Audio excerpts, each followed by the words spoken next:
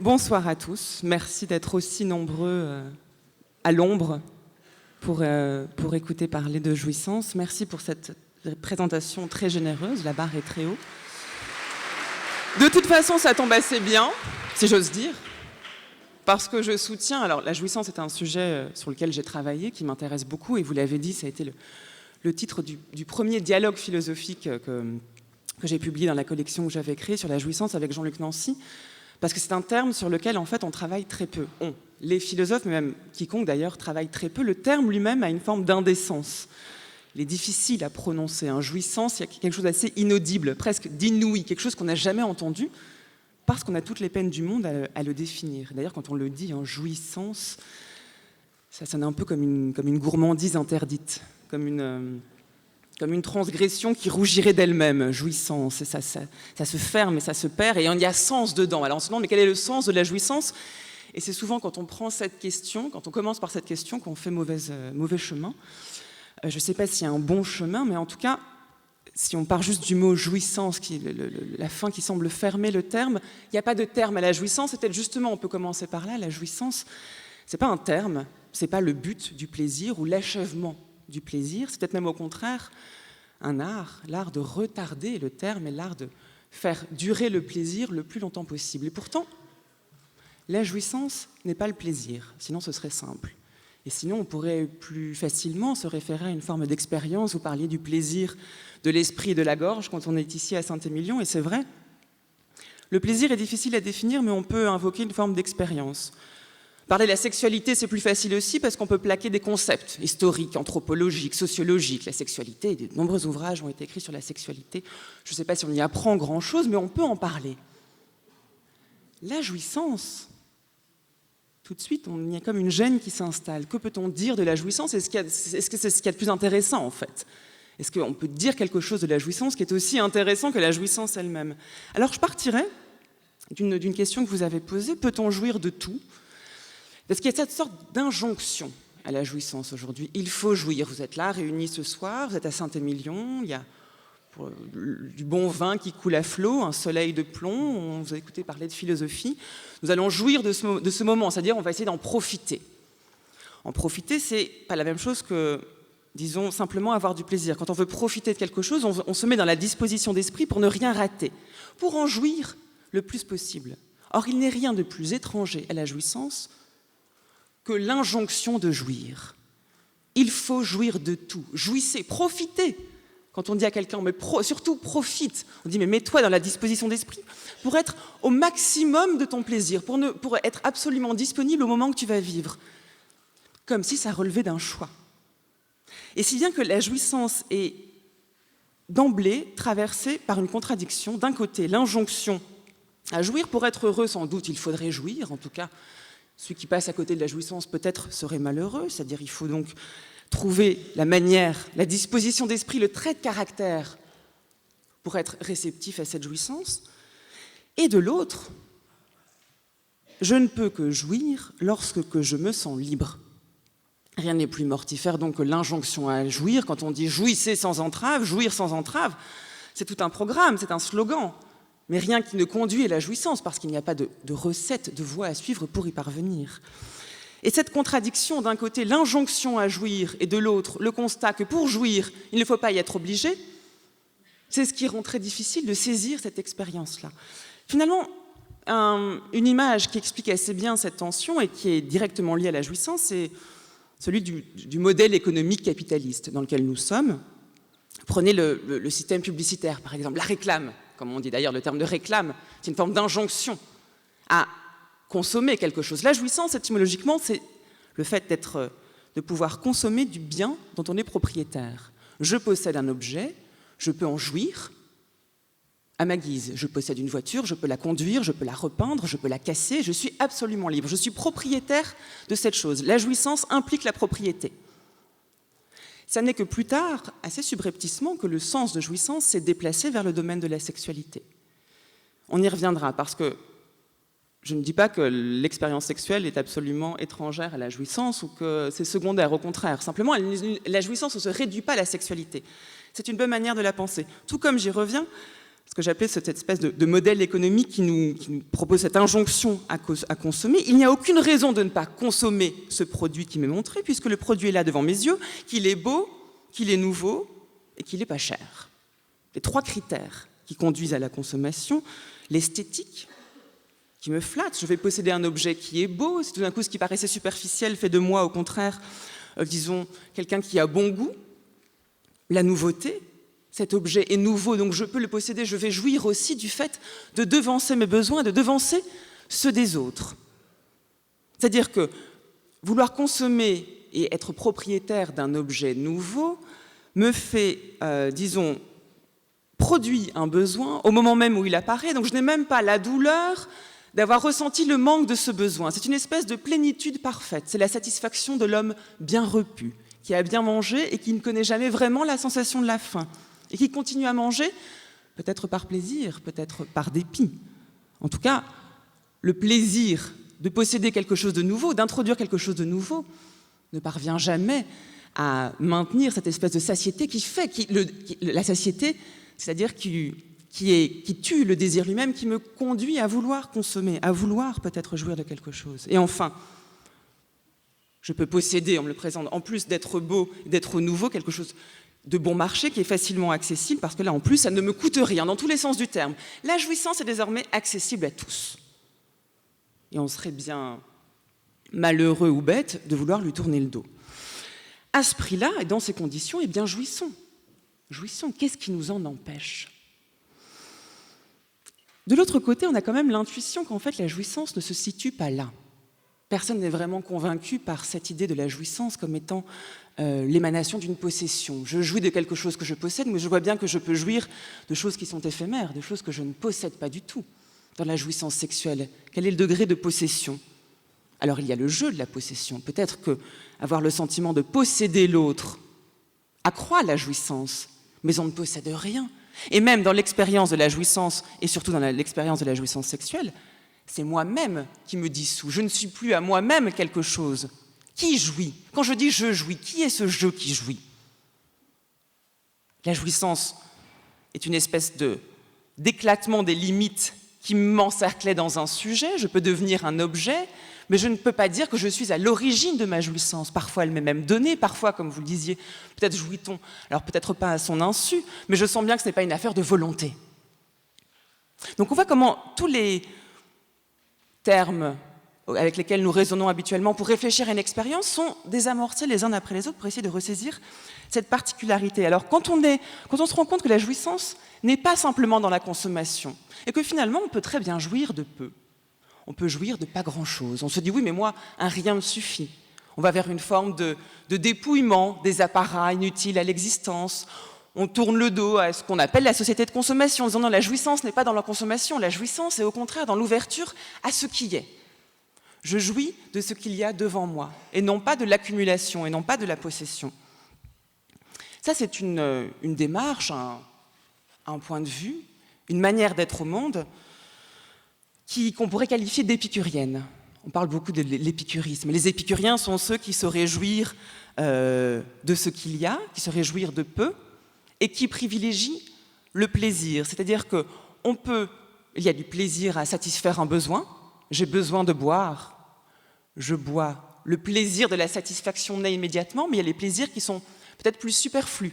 Les plaisirs qui ne comblent pas un manque vital et qui pourtant apportent du plaisir. Alors déjà, là, on s'approche un peu de ce que peut être la jouissance. Ce n'est pas une satisfaction vitale. On peut très bien vivre longtemps sans jouir, peut-être moins bien, mais on peut. L'épicurien va pouvoir, à cette aptitude, à jouir de ce qui s'offre à lui.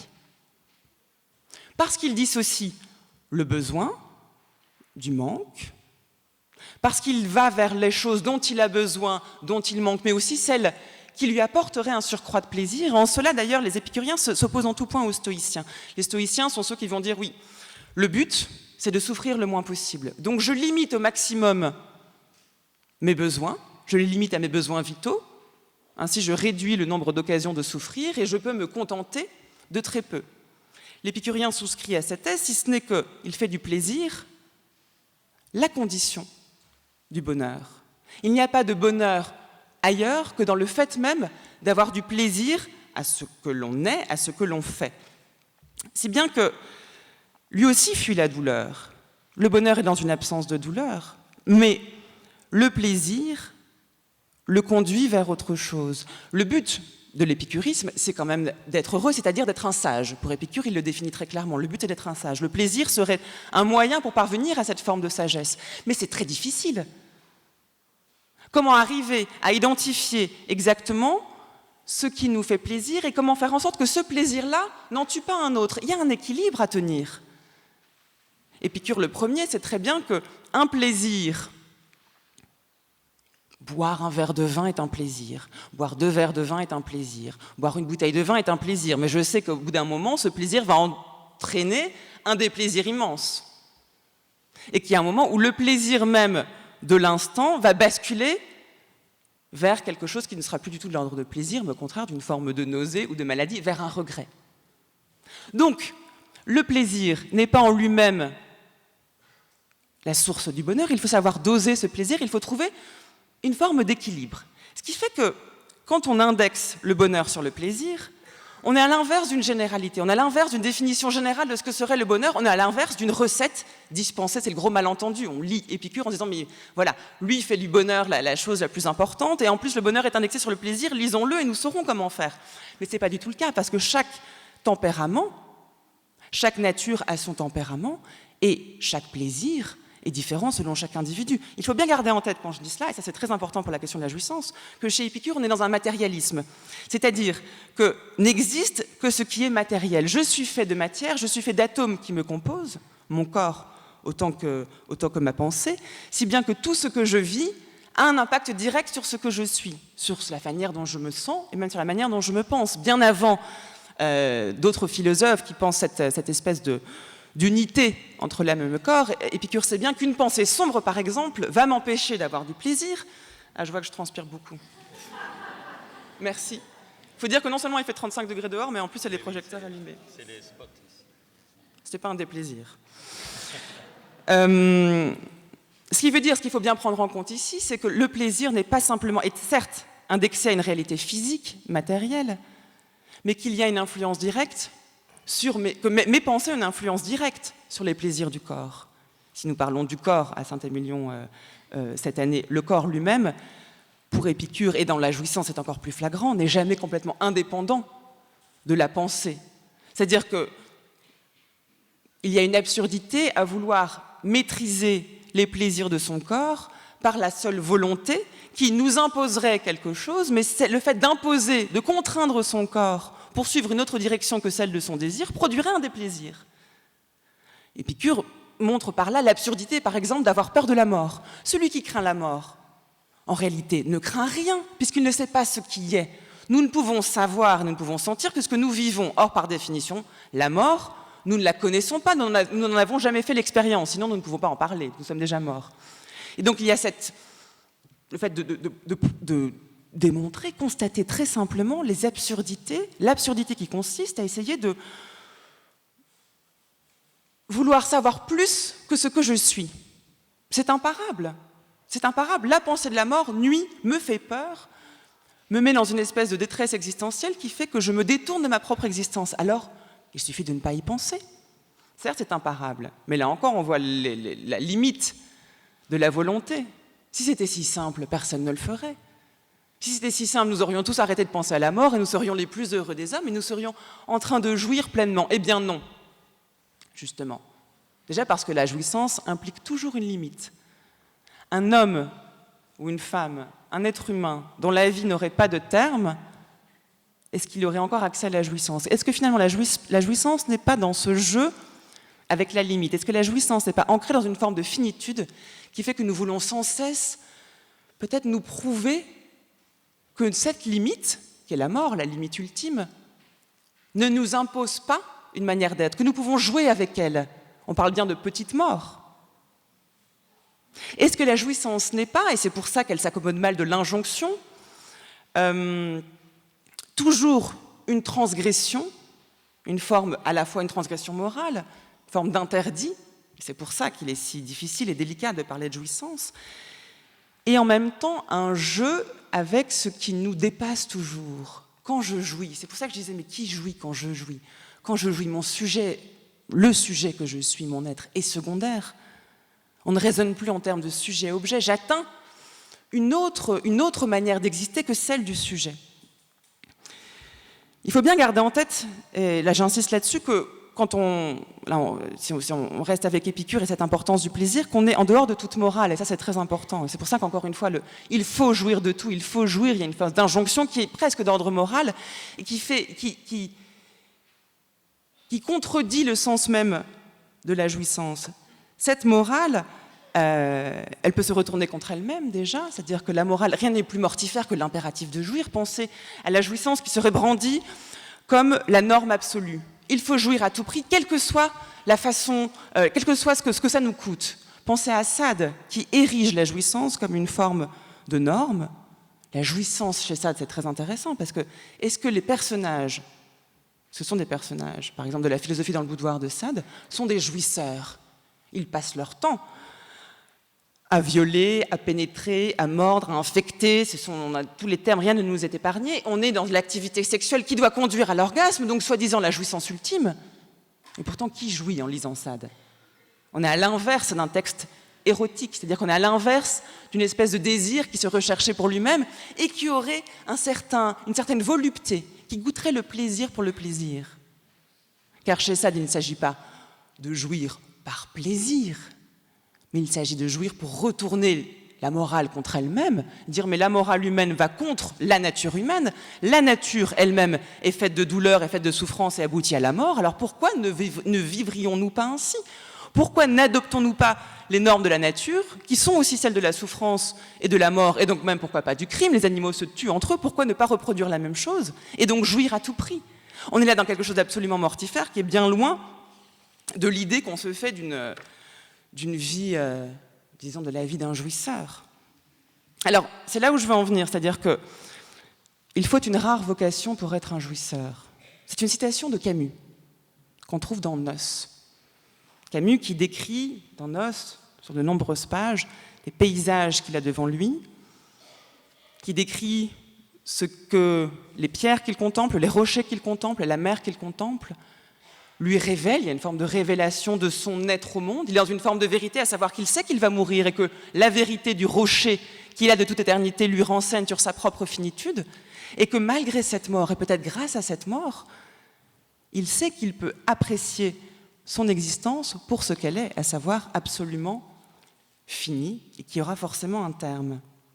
Simplement, suffit-il, encore une fois, de savoir que c'est le cas pour le faire? Il faut une rare vocation pour être un jouisseur, ça veut dire que si la jouissance est une vocation, c'est terrible, c'est que nous ne sommes pas égaux face à la jouissance. C'est-à-dire qu'il y aurait peut-être déjà parlé d'un jouisseur, c'est pas la même chose que parler de jouissance.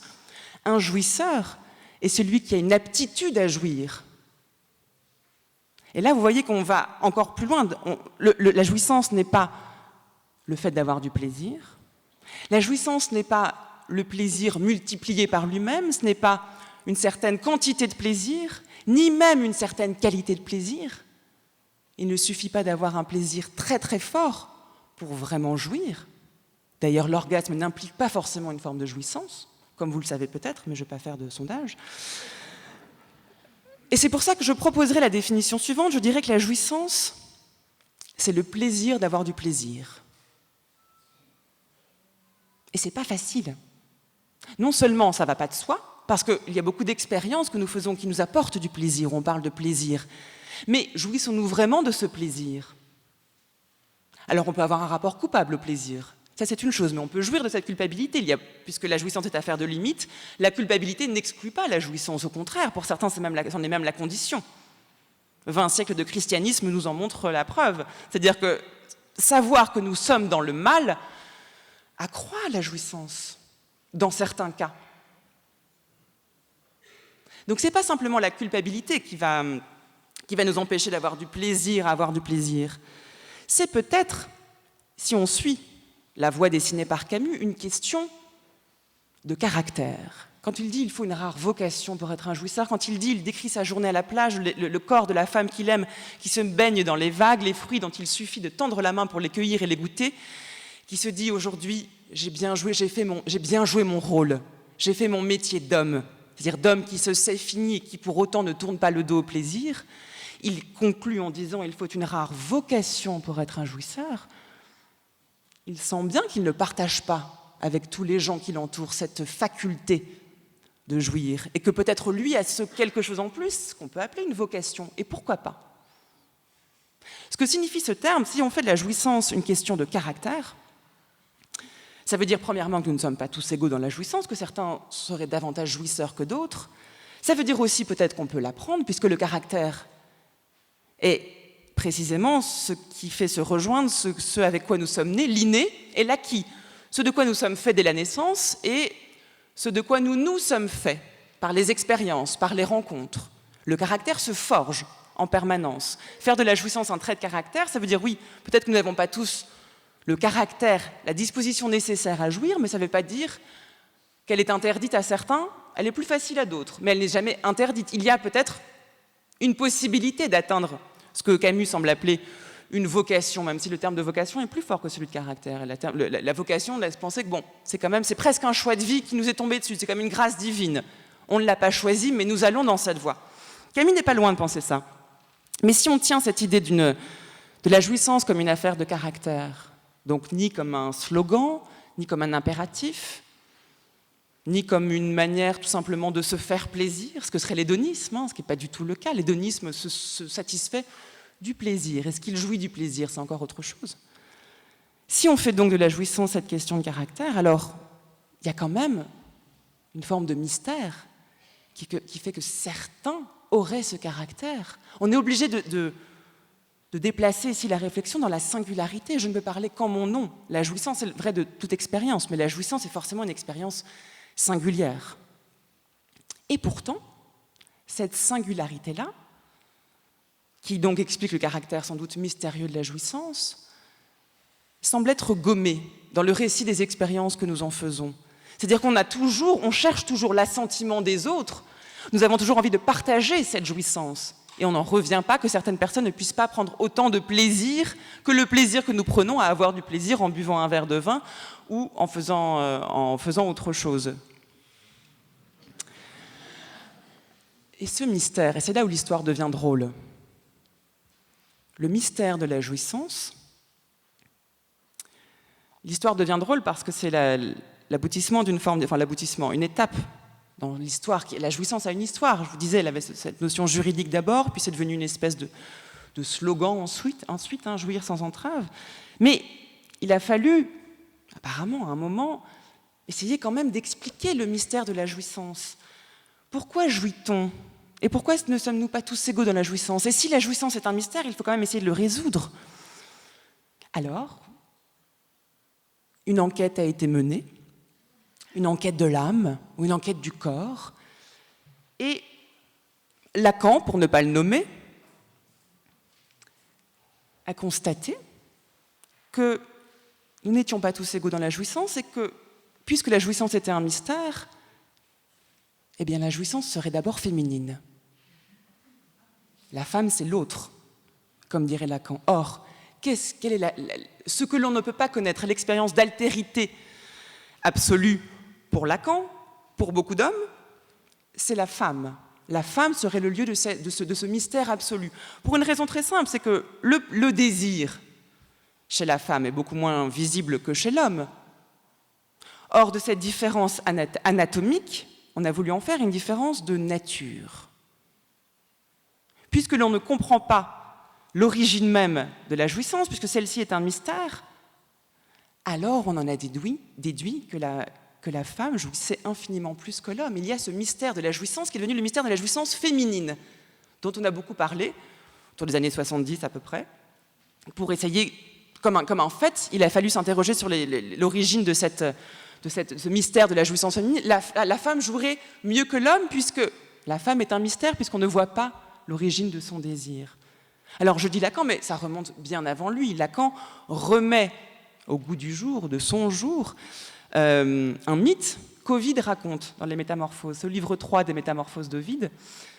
Ovide raconte comment Jupiter après une séance d'élan folâtre, je crois, dit-il, avec sa sœur et épouse Junon, lui dit quand même, assurément, dit-il, vous ressentez bien plus profondément la volupté que le sexe masculin. Junon lui dit, mais sur quoi vous basez-vous pour dire cela ?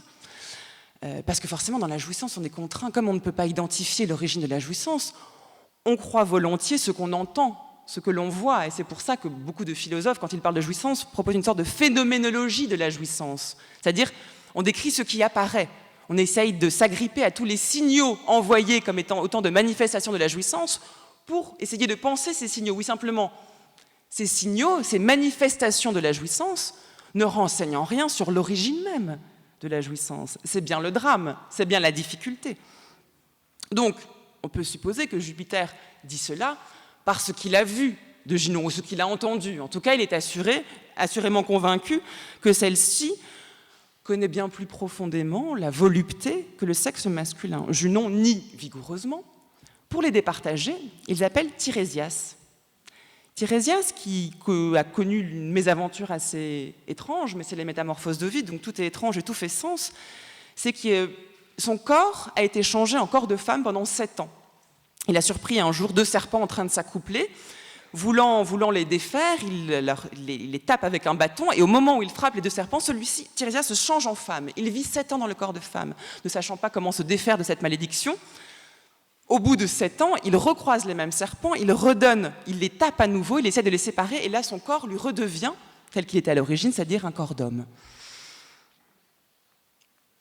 Jupiter dit, la seule personne qui pourra nous départager, à savoir est-ce que la jouissance féminine est supérieure à la jouissance masculine, c'est Tirésias, puisque lui sait de quoi il parle, à la différence de Lacan, puisque lui-même a vécu dans le corps d'une femme pendant un moment. Lacan ? Oui, Tirésias. C'est pour ça que Tirésias sait de quoi il parle. Donc, pris pour arbitre de ce joyeux débat, Tirésias confirme l'avis de Jupiter. Ce qui est très intéressant, c'est qu'une fois que Tirésias avoue, reconnaît, admet la supériorité de la jouissance féminine sur la jouissance masculine, Junon, furieuse, prise de rage, le punit et lui retire la vue. Tirésias, le devin Tirésias, perd la vue. À cette occasion-là, il a été puni par Junon pour avoir dit quoi ? C'est là où c'est une question qui est très intéressante et je serais ravie d'avoir votre point de vue. Pour Lacan, ça ne fait pas de doute. Junon punit Tirésias car Tirésias révèle le secret de la jouissance féminine. Et donc Junon est jalouse, elle voulait garder ce secret-là qui la rendait toute puissante, en tout cas supérieure aux hommes et donc à Jupiter. Mais si sûr. Et si finalement Junon punissait Tirésias pour avoir mieux joui qu'elle ? Et si c'était par jalousie que Junon punissait Tirésias, parce que Tirésias, affirmant la supériorité de la jouissance féminine, Junon ne se sent même pas concerné en disant « mais non, ça n'est pas mon cas ». Donc tu ne fais que véhiculer un lieu commun, une vérité proprement masculine, qui ne renseigne en rien sur ma vérité. Pourquoi cette histoire était vraiment significative et vraiment intéressante ? Mais parce que finalement, quand on déplace la réflexion sur le mystère de la jouissance et qu'on l'ancre dans des genres, dans des questions de sexualité, de sexe différents, masculin d'un côté, féminin de l'autre, on fait comme si, on essentialise à la fois la femme et l'homme, et on fait comme s'il existait une jouissance féminine et il existait une jouissance masculine.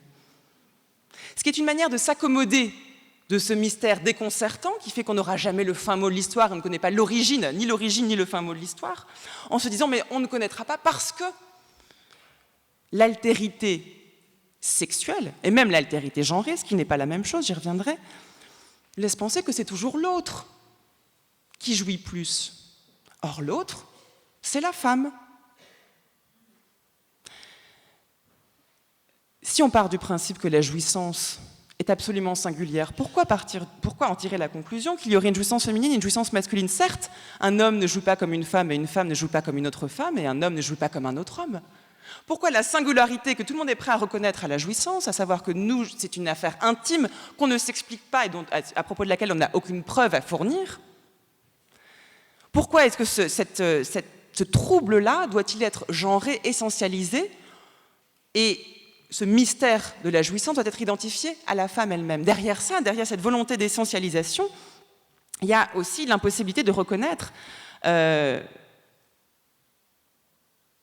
liberté finalement, enfin disons l'écart énorme qu'il y a entre le fait de jouir, l'acte même de jouir, et la vocation dont parle Camus, et le fait d'être un jouisseur. C'est pas la même chose. On jouit, physiquement, la jouissance est forcément distincte. Mais là encore, ce n'est pas selon les corps. Ça peut être selon les genres, c'est-à-dire que l'homme et la femme ne se réduisent pas au masculin et au féminin. On peut très bien considérer un homme qui a une jouissance féminine et une femme qui a une jouissance que Lacan qualifierait de phallique. Vous voyez comme les choses sont beaucoup plus compliquées quand il s'agit en particulier de jouissance, même si c'est vrai pour tous les sujets. Si bien que quand on identifie la jouissance à cette particularité anatomique, alors on va dire c'est pour célébrer l'être même de la femme, parce qu'elle a une jouissance supérieure, c'est un mystère, donc c'est une célébration. Mais Lacan lui-même reconnaît volontiers que la femme n'existe pas, qu'il n'y a que des femmes. Alors comment s'accommoder du coup de cette espèce d'indexation de la jouissance dans l'altérité absolue que serait la femme?